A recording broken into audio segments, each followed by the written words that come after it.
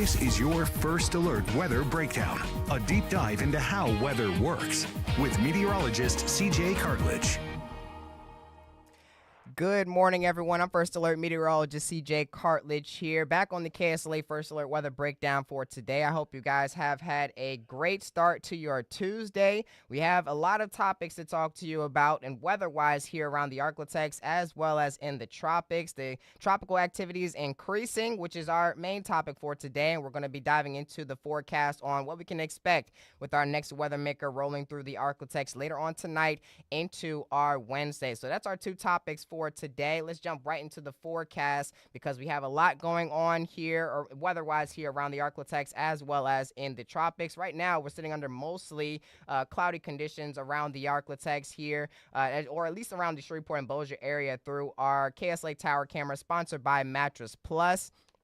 And we're expecting these mostly cloudy conditions to remain through most of the day. We could see more breaks in the clouds for some sunshine through the daytime hours, but isolated showers and storms are possible throughout the day today. And it looks to be more likely for areas down to the far south and eastern portions of the Arklatex and our Louisiana parishes here within the region. But as mentioned before, our next weather maker is on the way to the Arklatex here, bringing us showers and storms along the front as it moves through, as well as the chance for them to become severe and a cool down. We are expecting much cooler conditions heading into the middle of our work week, or at least into our Wednesday afternoon, with highs dropping from the 90s down into the 80s. And I'll show you how far in the 80s coming up in just a little bit here. As you can see, storms are likely. Stronger front is expected to arrive, and some of these storms could turn severe at times. There's where the front is as of right now. It's inching its way closer and closer towards the Arklatex region. I'm going to move myself off of the screen here just so you guys can see everything,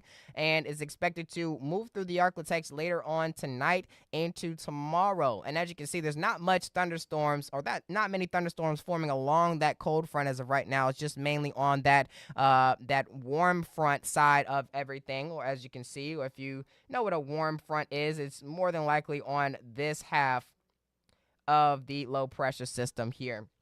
That yellow line denotes where the warm front is, which is the warmer air moving northward, and much of these showers and storms are pretty much where the warmer is, and that's where the convection is, and/or the showers and storms. But there's not much convection going on here on this part of the low pressure system, and that more storms are expected to form in that area that is circled there as we move into the later evening hours for today and into the overnight hours for today as well. Here's a look at what's going on here around the Arklatex. So as mentioned before, I wanted to point out that headline that I did not mention there. Cold front is incoming. We're going to be warmer than average for today, cooler than average as we move into our Wednesday here, the middle of the work week, and towards the later part of it as well. These highs are expected to remain in the 80s through the rest of the work week and into some parts of the weekend here, but not much is really going on here around the Arklatex right now, and not much is really expected to go on through the day today.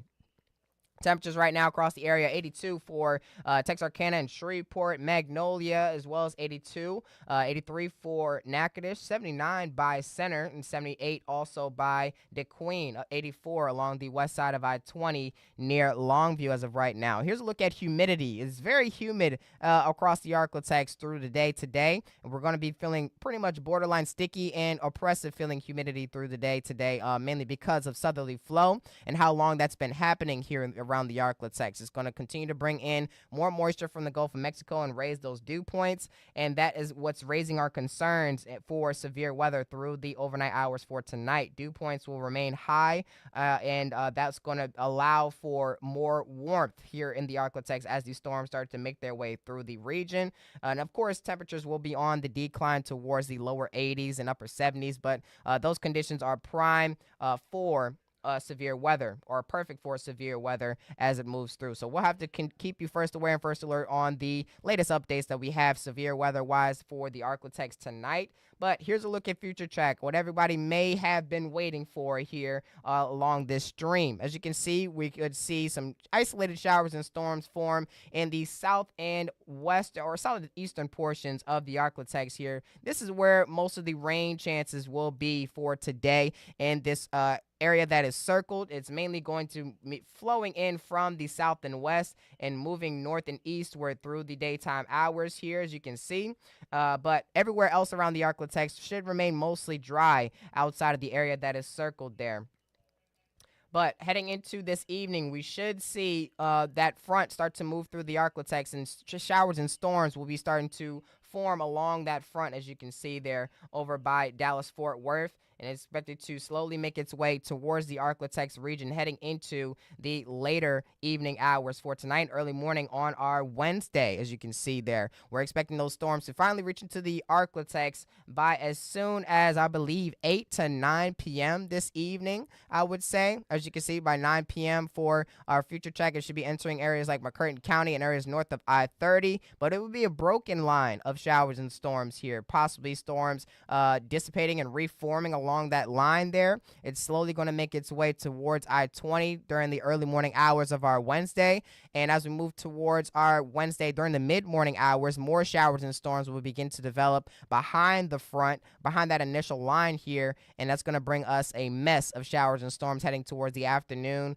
and into some parts the evening hours of our Wednesday. Maybe an isolated shower will be left behind here by the time we hit the evening hours, but we are expecting conditions to clear out for the most part by the evening on our Wednesday. Here's a look at our severe risk for tonight into tomorrow. It shows a slight risk of severe weather for areas around I-30 and northward for the Arklatex region. As you can see there, DeQueen, Texarkana, Mount Pleasant are those included in that slight risk of severe weather, and those areas are going to have a low chance for tornadoes. Not so much for the areas shown in the green color, but it looks to be a bit more likely for areas within the Arklatex north of I-30 and around I-30 as well. So we'll have to watch out for that risk as we move towards the later evening hours for tonight.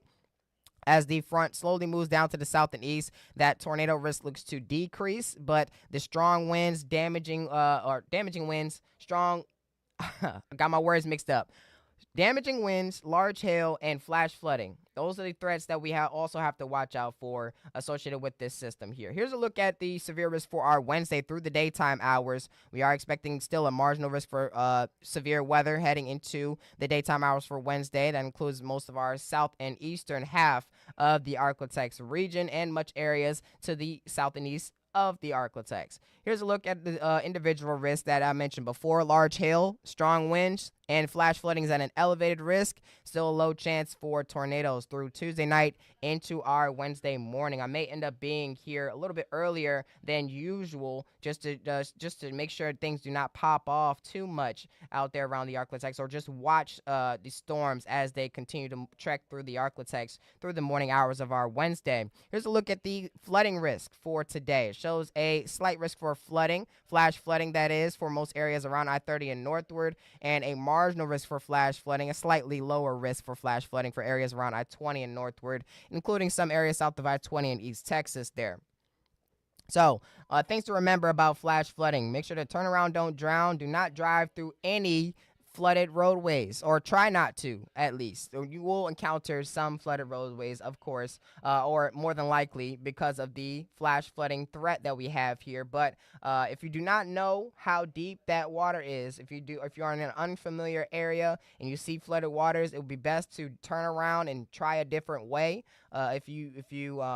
Yes, it would be best to turn around and try a different pathway to get to where you need to be. It's not best to drive through flooded roadways where you don't know the depth of the water that you're driving through here. As we head into our Wednesday, we should see that flooding risk resemble very much closely to our severe risk for the south and eastern portions of the Arklatex region, mainly in all of Louisiana and portions of East Texas as well. That flooding risk looks to be diminished entirely heading into our Thursday. Here's a look at the difference between highs today and highs tomorrow. 95 by Shreveport, 96 for Texarkana, 90s for Minden and Homer, 91 by Ruston. Earlier this morning, we were looking at some upper 80s out there by our Louisiana portions of the Arklatex, but for those that receive see the rain. You guys will have highs in the 80s for sure. 95 by Longview. Now, here's a contrast compared to how highs will be looking like across the Arklatex by tomorrow afternoon. 80s and upper 70s out there. I know you guys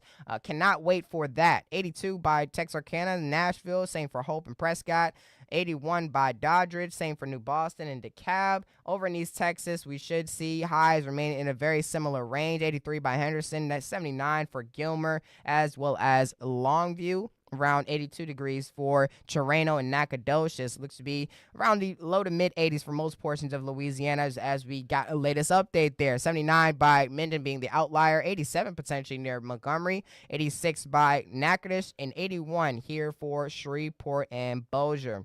Here's a look at the muggy meter. That humidity is expected to slowly make its way towards the comfortable range. So right after the front moves through, it will still be slightly humid out there around the Arklatex, but it will definitely be cooler around the Arklatex. We should see sticky feeling humidity or feel sticky a bit as we move through the rest of the work week, and comfortable feeling conditions heading into this weekend as temperatures make their way back towards the above average range for this time of year heading into this weekend as well. Here's a look at our 7-day forecast really fast here so we can get to the tropics, which is our next big topic of the day. We are looking at slim rain chances for this afternoon and much higher rain chances heading into this evening and into tomorrow, where we should see temperatures or highs drop from the 90s into the 80s as we move towards our Wednesday afternoon. Heading into our Thursday and Friday afternoons, highs will still remain in the 80s across the region, which is below the average or near the average for this time of year. Little to no rain is expected through the rest of the forecast period, including this weekend, where we should see near or above average temperatures across the area once again, and mostly above average temperatures heading into our Monday of the new work week here. So that's the gist of what we can expect through the rest of the daytime hours today into tomorrow. So big headlines, as mentioned before. We're going to get to the other big headline, which is the tropics, coming up right after this quick break. So make sure to stay tuned for the latest information on what's going on in the Atlantic Basin and potentially in the Gulf of Mexico.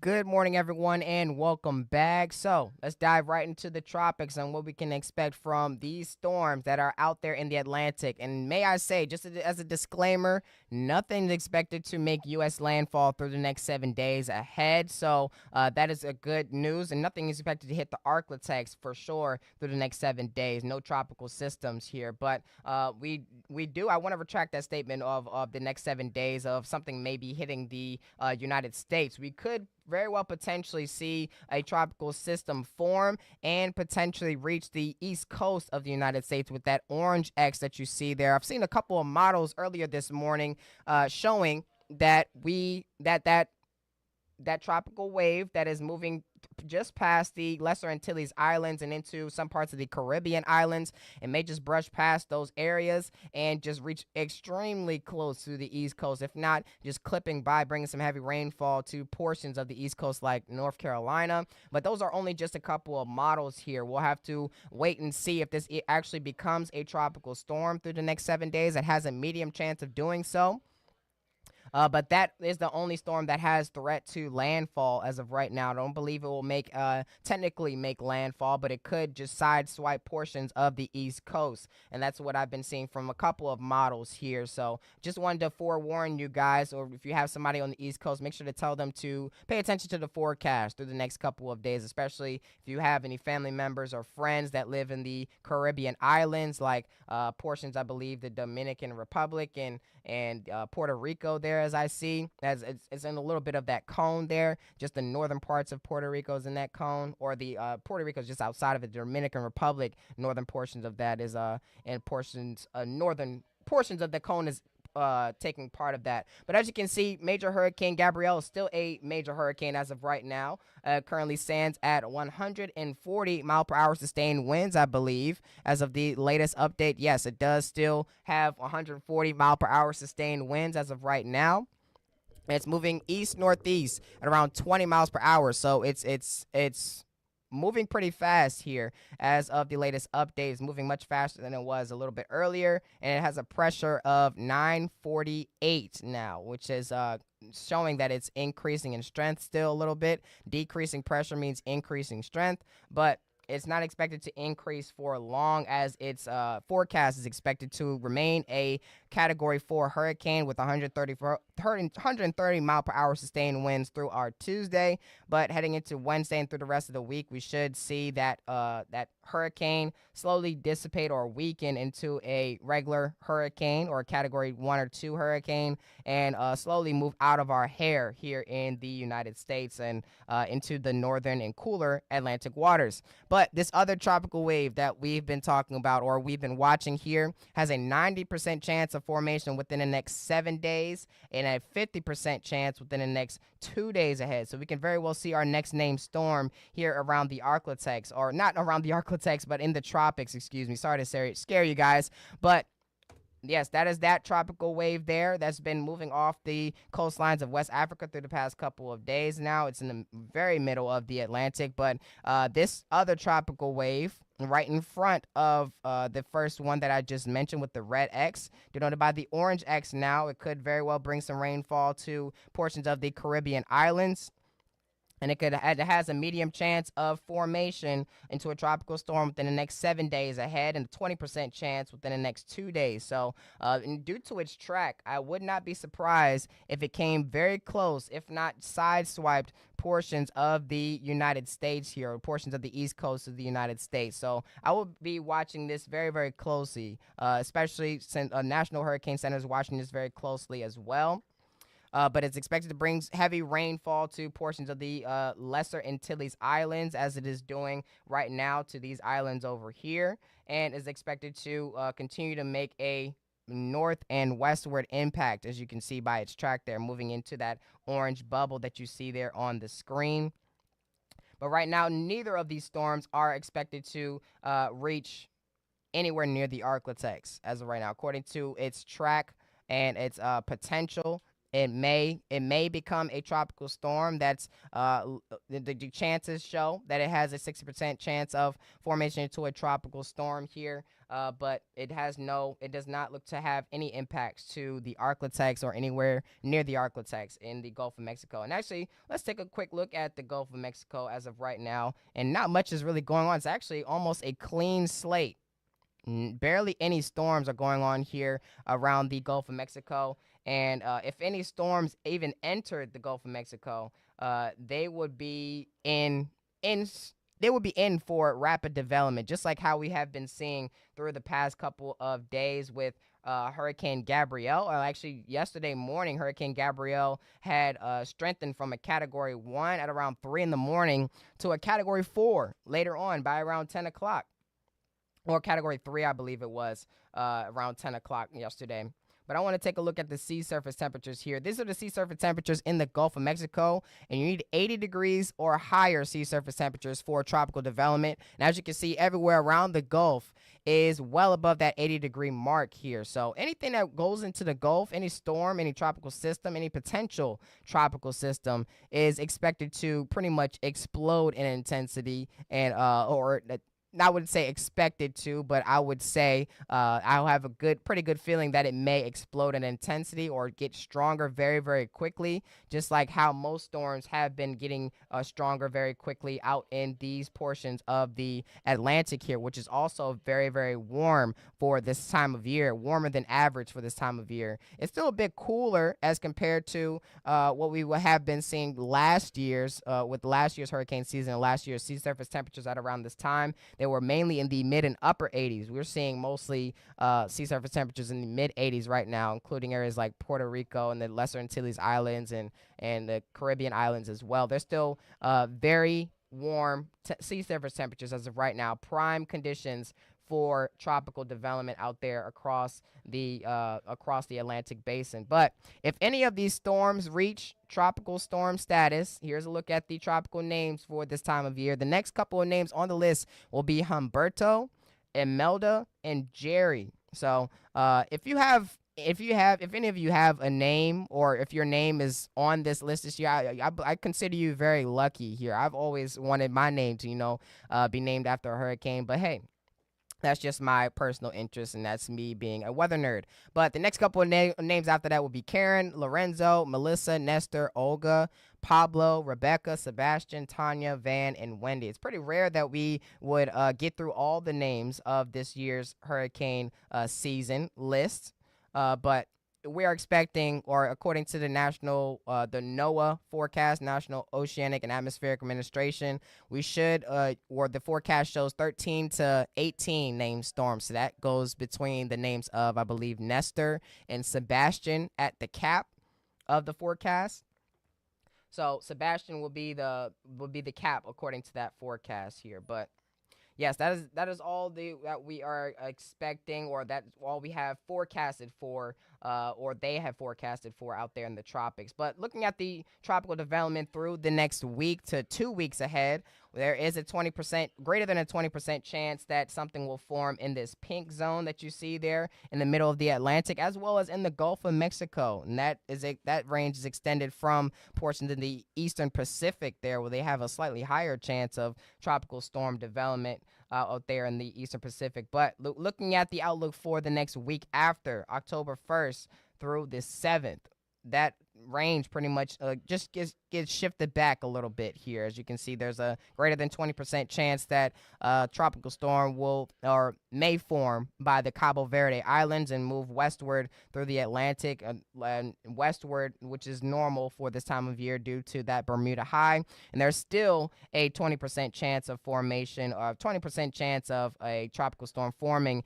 in the Gulf of Mexico and parts of the Caribbean Sea as well. So that's the latest on the tropics here. And I hope you guys enjoyed that information. Nothing's expected to hit the Arklatex through the next 7 days. And as of right now, nothing's expected to hit the country through the next 7 days. But if you pay attention to the forecast and keep being updated on that tropical system that's expected to brush past portions of the Lesser Antilles Islands and the Caribbean islands. I would definitely pay attention to that for sure, as that has the greatest chance of making any types of landfall out of the three storms that I have talked about here for today. But that's all I have for you guys today. Thank you guys so much for tuning in. If you guys have any topics that you want us to discuss here on the KSLA First Alert Weather Breakdown, make sure to email us or send us an email at weatherbreakdown@ksla.com or message us on Facebook at KSLA First Alert Weather Team. We'll check those DMs and let you guys know if we will be talking about your submitted idea or not here on the KSLA First Alert Weather Breakdown. Continue to join us weekdays streaming at 10:30 a.m. Now, I know we have storms tomorrow. We had a planned idea of talking about La Nina versus El Nino season, but if the storms start to pop off a little bit, popping off meaning get severe at times, which we are just planning for, we will be talking about, or we will also be streaming here on YouTube, on the KSLA News 12 app, and on our website, on the live stream portion of the website. And we'll also be streaming on Facebook, talking about the storms and keeping everyone weather aware about what's going on with the storms at the moment here. But we'll keep you guys updated on that topic, and what tomorrow's podcast will be about. So make sure to stay weather aware for sure. Just first and foremost, stay weather aware as we move through the rest of today. Chief Meteorologist Matt Jones will be on through the 4, 5, 6, and 10 p.m. shows tonight. I'll be on during the noon. Make sure to catch the shows and continue to stay weather aware. I hope you guys have a great rest of your day, and I will see you guys on the next episode or at noon today.